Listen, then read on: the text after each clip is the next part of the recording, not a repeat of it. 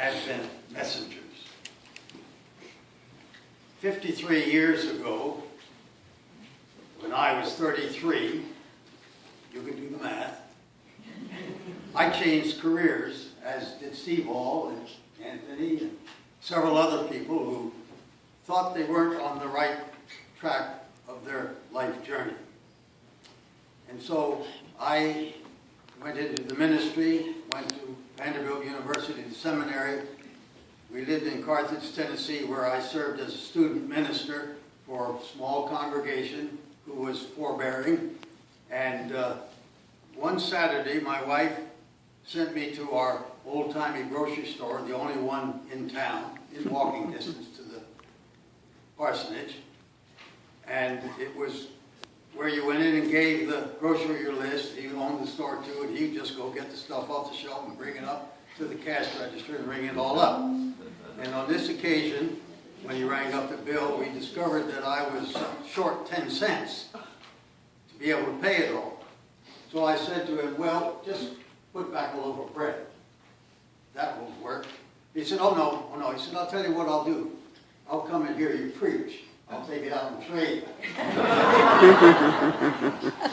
Well, with some indignation, you know, when you supposedly make a sacrifice to change careers, I said to him, Mr. White, I need to tell you, I don't have any 10-cent sermons. His quick Baptist reply was, oh, that's okay, I'll come and hear you twice.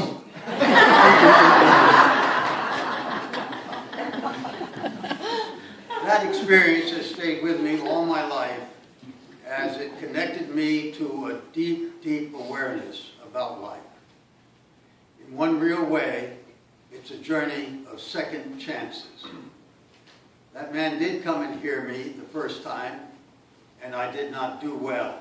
The second time, being a Baptist, he did find something worthwhile listening to. And I've learned from that experience that that is so true of all of life. In fact, it's the story of the Bible, of history, of literature.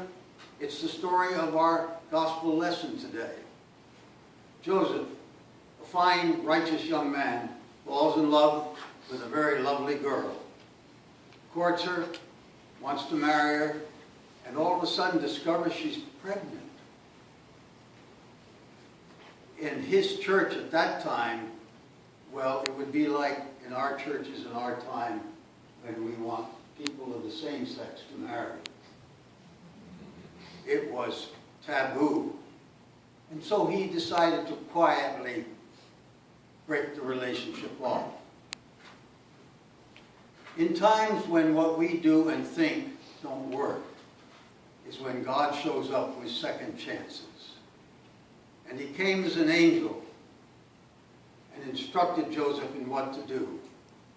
Imagine if Joseph hadn't done it, where we might be today. And so it's the story of Moses as well, and how many chances he received to get his journey correct and lead hordes of people with him. It's the story of Paul we just read about, who had to get his life straightened out. Anthony shared us a beautiful story last week about his inspiring event in the church in Paris.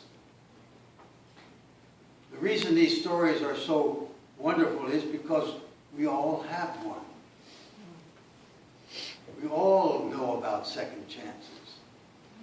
As a minister, I've heard them from the bedside of a hospital saying, if it weren't for the prayers of my friends and my church and God in those prayers, I wouldn't be here. It's a story of a young person who came up to me and said, Reverend Leslie, it was in the prayer controversy period of our time when everybody wanted to throw prayers out of school. He said, don't worry about there not being prayer in school.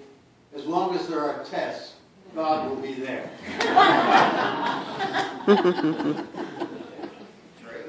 It's that time in our life when what we do or think don't work, but God does. And it is the meaning of Emmanuel, God with us. to give us that second chance. My oldest brother, when we grew up in a period where if you didn't believe in Santa Claus, you got coal in your stocking, came down one Christmas when he got to the age where he thought he could say, I don't believe in Santa Claus, and he discovered coal in his stocking.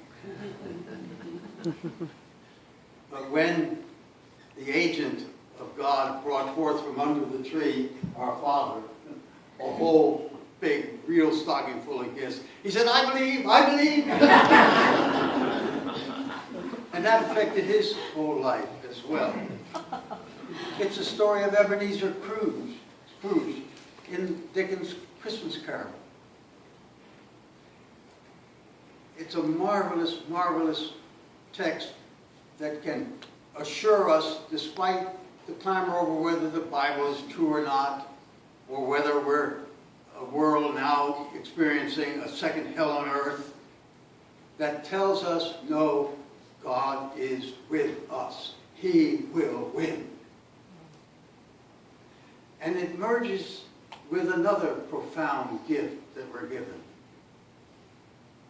The experiences we have in our second chances teach us to be compassionate and skilled to do what those angels did.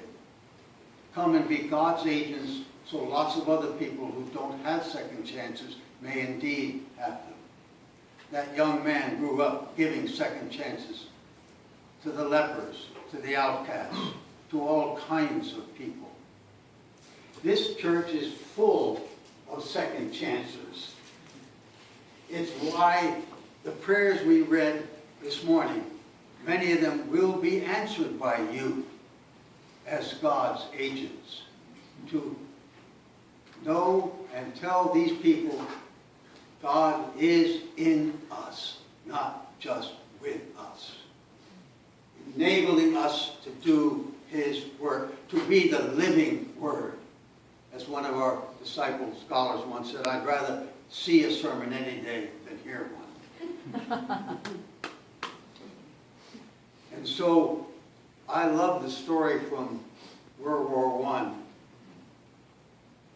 about how 3 soldiers out on point, as we call it in those days, or in any army, where you send out 3 men to scout ahead so that the whole army won't get threatened by a hidden sniper or gunman or whatever. And they were patrolling, and there was such a thing in those days, and still are, we call them LEDs in Afghanistan, where a personal mine is placed on the pathway, and when the soldier steps on it, it has an umbrella release that shoots that bullet straight up.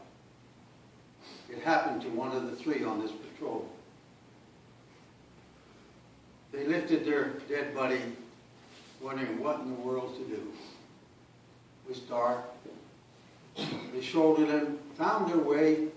They thought back to their unit, but came instead upon a little old church out in the boonies of France. And so they went in and knocked on the door, and sure enough, the priest was still there.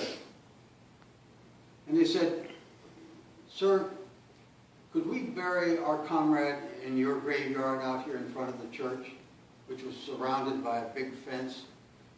And the priest asked him and said, well, of what religion is he? He pulled out his dog tag, got a little J up here in the corner. Oh, he's Jewish. Well, I'm sorry, we can only bury Catholics in our graveyard. He said, but I tell you what, there's a space out just outside the fence. We'll make a grave for him there.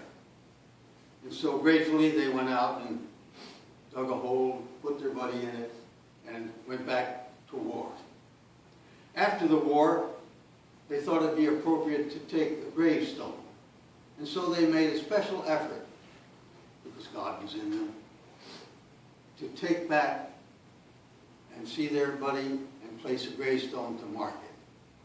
When they got back to the church, the priest was still there, and they asked him, if they could go put the mark. He said, sure, come on, I'll help you. And so they went out, and yet the priest led them inside the fence. And sure enough, there was the grave. And they looked at him and said, well, what happened? And the priest said, well, I got the rule book out, and I discovered there was nothing in it about moving the fence. That's what people who have God in them can do. It's what a Methodist minister did last week when he refused to have his son excluded by the barriers of his own church.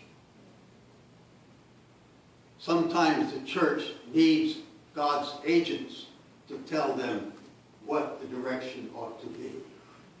God in us, not just with us.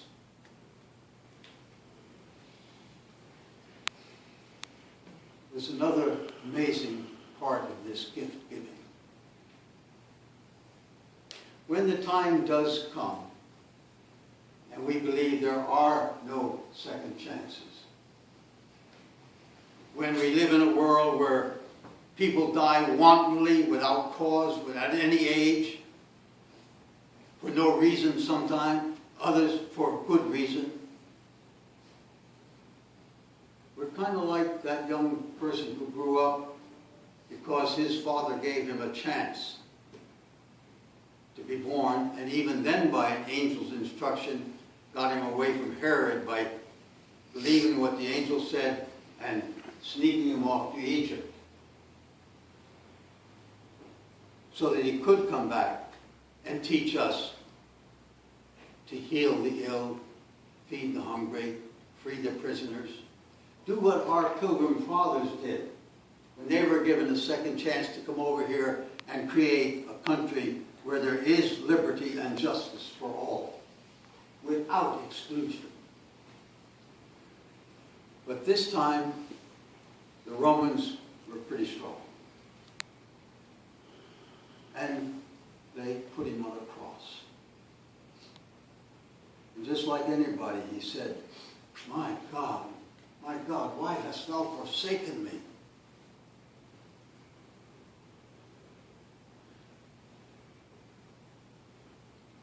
Three days later, the most amazing gift of all Christmas, a stone rolled away, and a voice said, come on, get up and try again. And he told his followers sometime later, I go to prepare a place for you, that where I am, you will be also. Because God is not only with us, God is not only in us, God is for us. And when the final chapter or whatever is done, God will be the winner. At a funeral of the wife of a dear friend and colleague of mine years ago, she left a note that was read,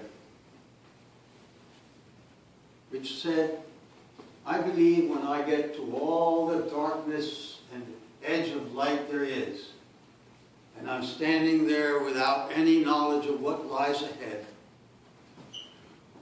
or everything is utter black and I cannot discern a thing, I believe that I will either step on solid ground or be taught to fly. Mm-hmm. Read Jonathan Livingston Seagull if you want a story like all of those in the Bible about people who get second chances. But better yet, why don't you share your own?